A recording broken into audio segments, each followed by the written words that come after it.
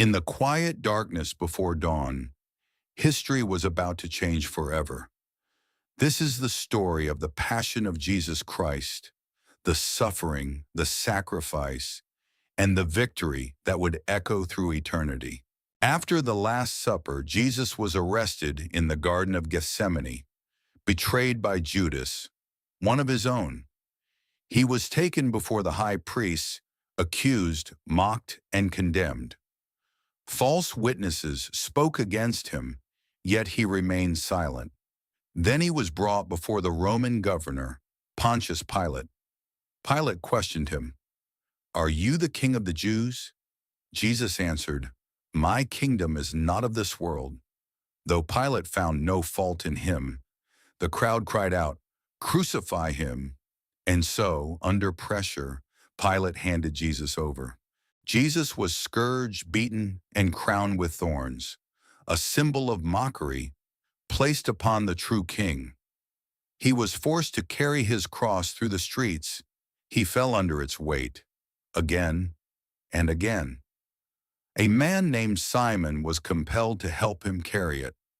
Women wept as he passed, but Jesus told them, "Do not weep for me. Weep for yourselves and for your children."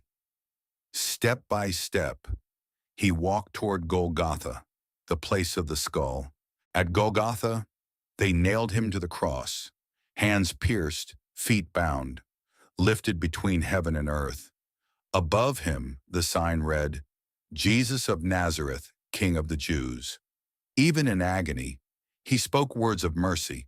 "Father, forgive them, for they know not what they do." Beside him hung two criminals. One mocked him, but the other said, "Jesus, remember me when you come into your kingdom." And Jesus replied, "Today you will be with me in paradise." Darkness covered the land, and in his final moments, Jesus cried out, "It is finished." Then he gave up his spirit. The earth shook. The temple veil was torn in two, and a Roman centurion declared, "Surely this was the Son of God." As evening approached, and the shadow of the Sabbath drew near, a man stepped forward from the silence.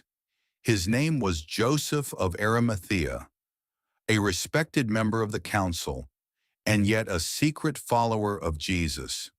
With courage rising where fear once stood, he went to Pontius Pilate and asked for the body of the crucified Savior. And Pilate granted it. Without delay, Joseph purchased a clean linen shroud and made his way to Golgotha. There, joined by Nicodemus, the one who had once come to Jesus by night, they gently took his body down from the cross. With reverence and with sorrow, they wrapped him in linen cloths, together with the spices Nicodemus had brought, myrrh and aloes, a burial fit for a king. Nearby, the women who had followed him from Galilee watched in silence, their hearts heavy, their devotion unbroken.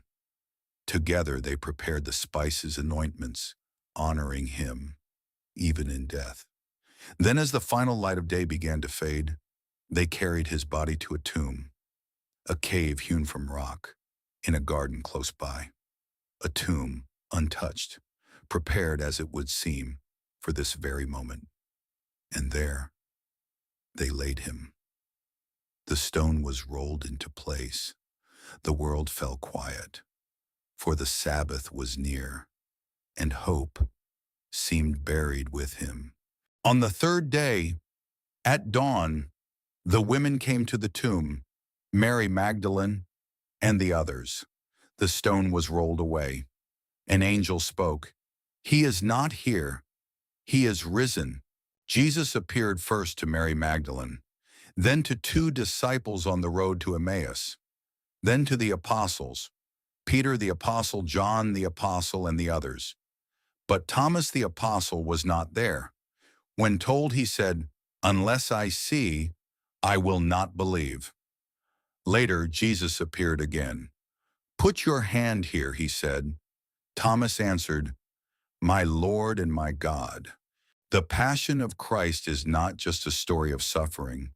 It is a story of every person who stood at the cross, those who doubted, those who feared, those who believed, and through it all, a love that never failed, a sacrifice that opened the door to life, and a risen Savior who conquered death forever.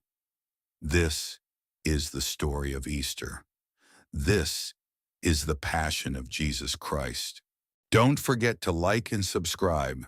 And if you want to hear a particular story, leave a comment below.